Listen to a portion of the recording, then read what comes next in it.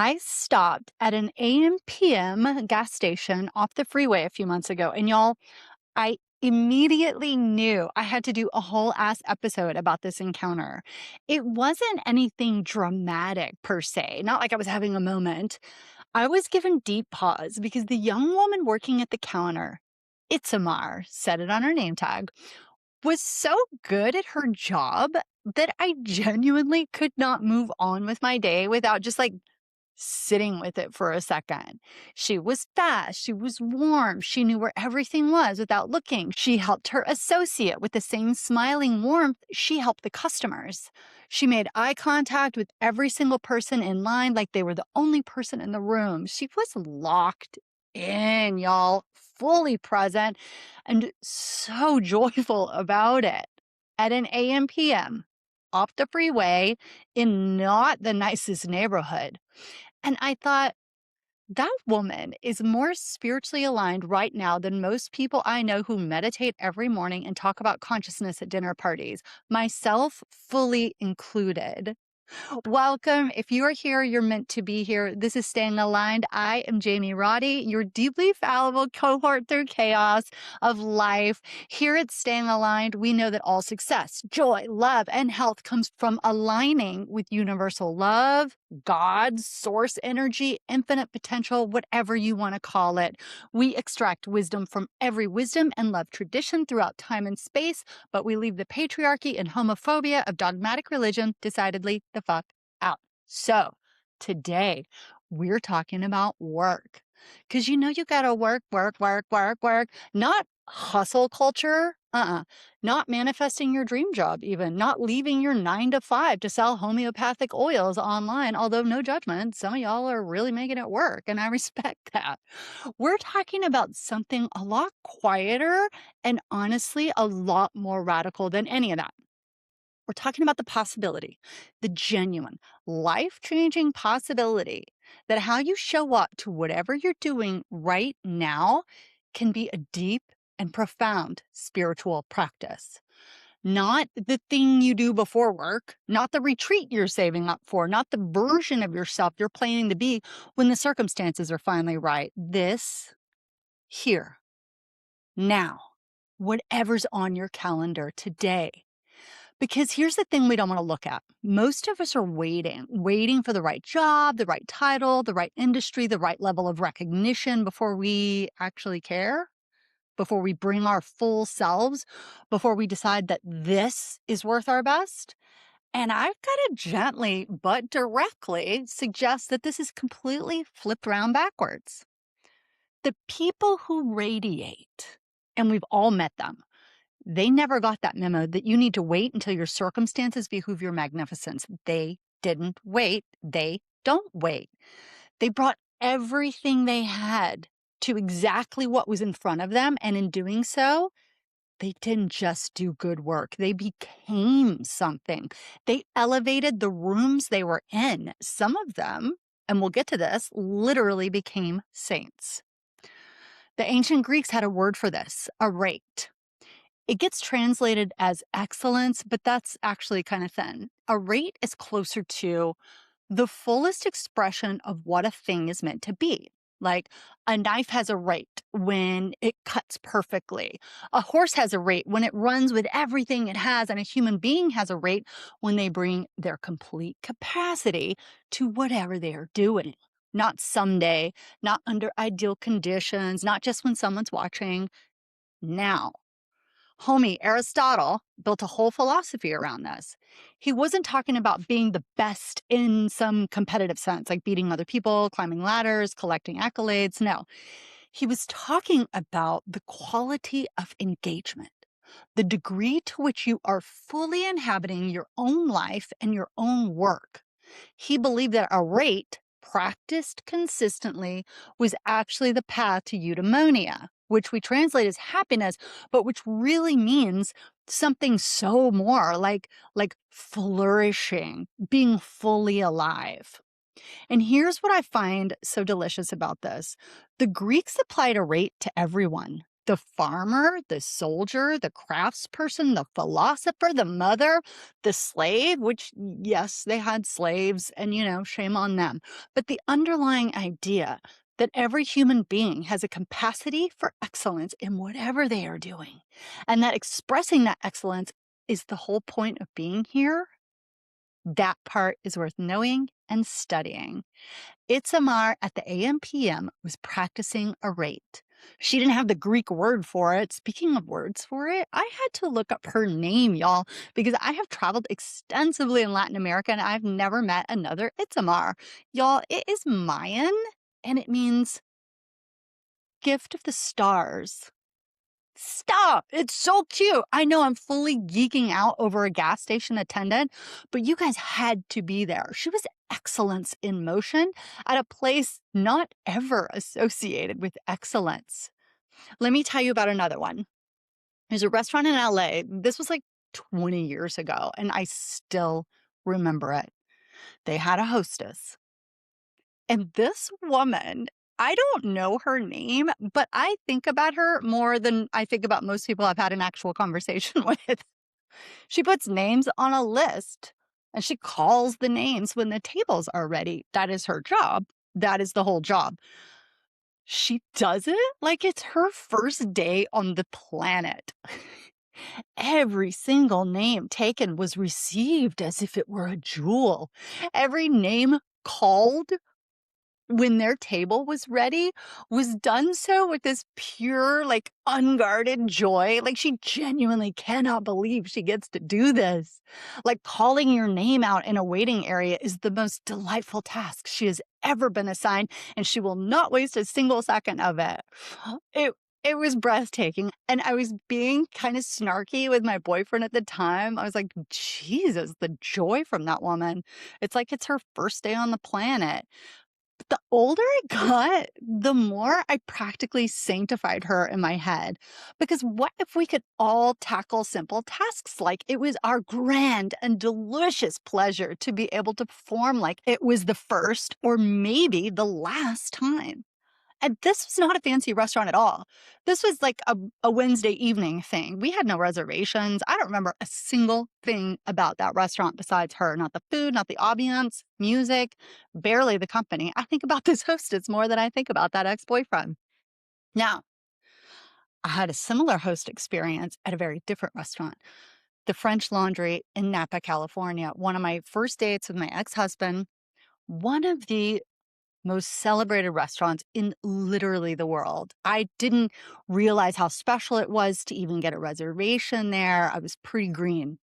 But I got the first hint at how special this restaurant was by how the host welcomed us. The host there, same thing. Different zip code, way different price point, different everything, but the same essential quality of a rate. That total presence, that sense that you are the most important person who has ever walked through that door, that this will be the most special night of your life, and whatever you need in the next 3 hours is the most important thing happening on earth right now. Excellence at the AM/PM and excellence at the French Laundry look identical.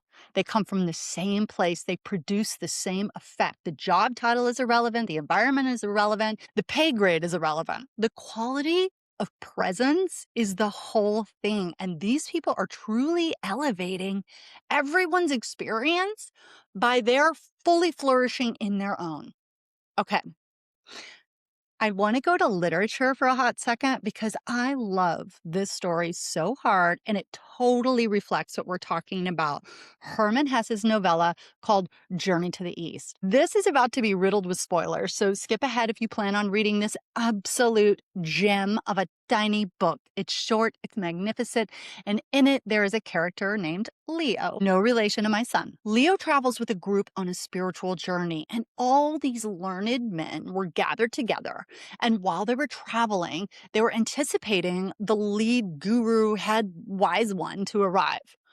But they plodded along without him. Leo's job, the character Leo, his role in the group is servant. And he is glorious at it. He does all the menial tasks. He carries things, he mends shoes, he tends to the needs of all the travelers, never thinking about himself. He also sings and is cheerful and present and completely luminous. The group loves him. Then, late in the journey, Leo disappears and the entire journey falls apart. The group fractures. The narrator spends years trying to figure out what happened, what went wrong, what they lost. And at the end, spoiler alert, go read it. It's like 90 pages. I'll wait for you to skip ahead 30 seconds. At the end, the narrator discovers that Leo is actually the leader of the entire spiritual order behind the journey all along. The servant was the leader. The person doing the humble work with full presence and joy was the most spiritually evolved person in the group the whole time. Herman has understood something that we keep forgetting and having to relearn, that the quality of how you do a thing matters infinitely more than what the thing is. That service done with full heart is not lesser than leadership. It can actually be leadership in the deepest sense. Okay, there is a dude named Brother Lawrence. You guys, he is one of my favorites. Come with me to 17th century France. Brother Lawrence is a monk. His job in the monastery was the kitchen. Cooking, washing pots, scrubbing floors, the most unglamorous assignment you can get in a monastery. And that is saying something because monasteries are not exactly known for their nightlife. Brother Lawrence did not fight his assignment. He didn't spend his kitchen years wishing he was in the chapel. He decided, and this is the radical part, that washing pots was his prayer, that doing his work with full attention and love was his communion with God. That there was no separation between the sacred and the ordinary because he refused to create one. Other monks, y'all, traveled for hundreds of miles to watch this man scrub floors and clean pots because he did so with a devotion that elevated everyone who even witnessed it. What? He wrote about this in a collection of letters called The Practice of Presence in God, and it became one of the most influential spiritual texts in Christian history. People have been reading it for 400 years. He actually became a saint. They sainted him because he washed pots really, really well with his whole heart, like it mattered, because he decided it did. Around the same time as Brother Lawrence, completely different part of the world and a completely different tradition, the Sufi mystics were arriving at the same conclusion from a different direction. Sufism, if you don't know, is the mystical branch of Islam. And one of its central ideas is that the divine is not separate from daily life. It is expressed through daily life when we approach it with presence and love. The Sufi poets, Rumi, Hafiz, Ibn Arabi, all of whom I've quoted in former episodes, they wrote endlessly about this, about the way that any act of making, any act of service, any act of craft, when done with the heart fully open, becomes a form of worship, becomes a form of union with God.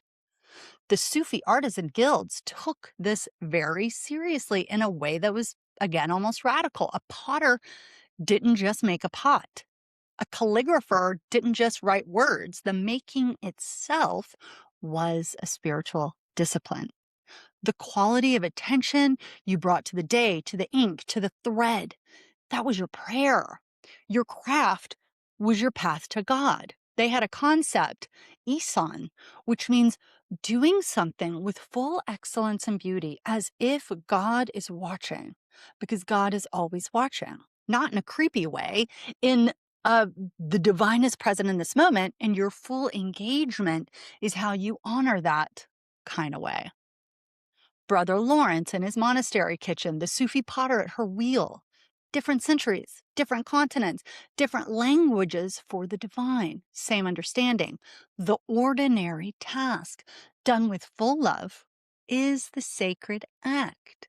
And you can do this as a customer service agent, as a barista, as a dog walker, as a logistics coordinator, as a content creator, as a nurse, as an assistant in a daycare center. The ordinary task done with full love is the sacred act. Okay, there's another book. Don Miguel Ruiz wrote The Four Agreements. And if you haven't read it, add it to the list. It's short, it's easy, and it will change your life for the better. The fourth agreement, so many spoilers today. Fourth agreement is always do your best. And Ruiz is very specific about what this means. It does not mean perfectionism. It does not mean burning yourself out, trying to be excellent every single second at all costs. He says explicitly, your best is going to change. Your best when you're well rested and clear and inspired is different from your best when you're exhausted or fighting a cold or grieving. The agreement isn't some fixed standard of output. The agreement is with full presence to whatever you have available right now, to not hold back, to not phone it in, to not save it for some imaginary future moment when the conditions are perfect. Because here's what he taught and what Itzamar and the hostess and Leo and Brother Lawrence and the Sufi potters and Aristotle himself all demonstrate in their own ways. When you do your best, whatever your best happens to be today, everything elevates. Not just in the quality of the work, in you and in the spaces you occupy. You cannot half-ass your way into alignment. I've tried it. It doesn't work. But you can absolutely wash dishes your way into it. You can call names into it. You can greet strangers into it. You can make coffee into it. The portal is always the task right in front of you. And hey, if this is inspiring you and you'd like to have more help in your journey through life, join us. We have a whole community at stayingaligned.org where we're actively working on exactly this, bringing alignment into the everyday, not saving it for the special moments. Come hang out with us. It's like spiritual Facebook without ads. It's free and rad, so come be rad with us. Okay. So, how do we actually do this? Because inspiration is great, and I love a good Brother Lawrence story, but we need something actionable to walk out of here with. I got you 3 practices. Pick one. Start today. Number 1, the sacred ordinary. This one is a reframe, and it's simple. Whatever you're doing next, your next meeting, your next email, your next client call, your next pile of dishes, you treat it like it's sacred. Not because it necessarily is sacred in some sort of grand cosmic sense, although Brother Lawrence would argue otherwise, but because you get to decide what you sanctify with your attention. And why not sanctify it all? More is more here. Try it at least once, just once today. Bring the same quality of presence to one ordinary task that you would bring to something that felt like important or an immense privilege to perform. Notice what happens. Okay, the second one I call first day on the planet. I want you to think about the hostess, that quality wonder, the sense that this right here is genuinely interesting and worth being alive for. Before your next interaction with another person, a coworker, a client, a stranger at a register, try to access that energy. What would it feel like to show up to this moment like it was your first day?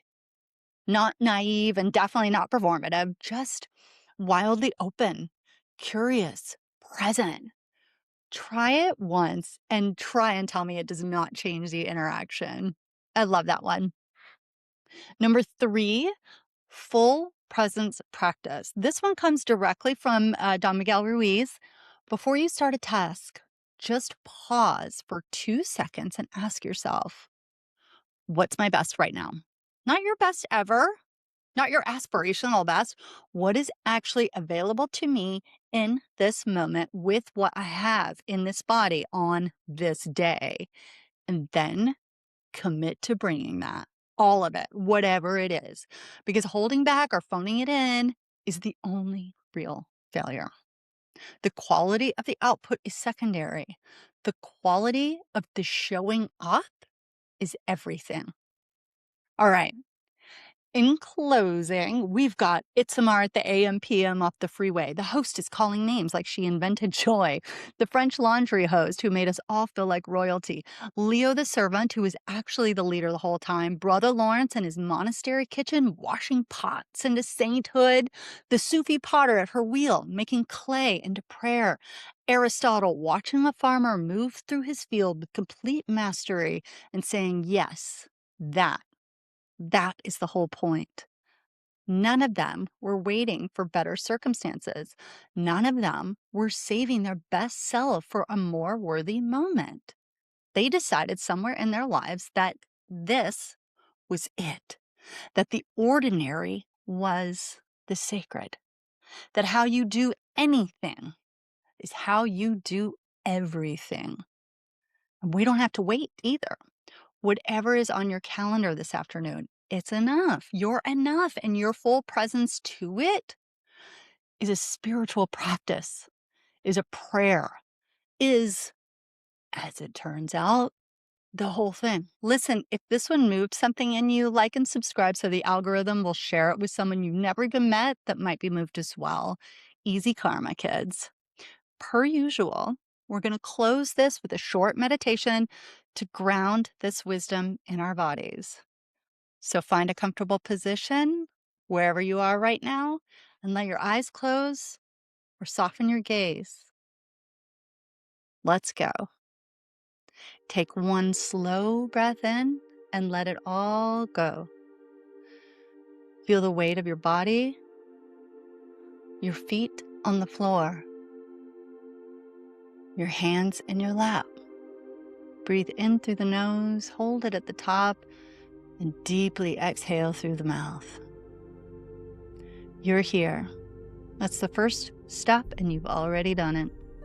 Breathe in through the nose, hold it at the top, and let it out through the mouth.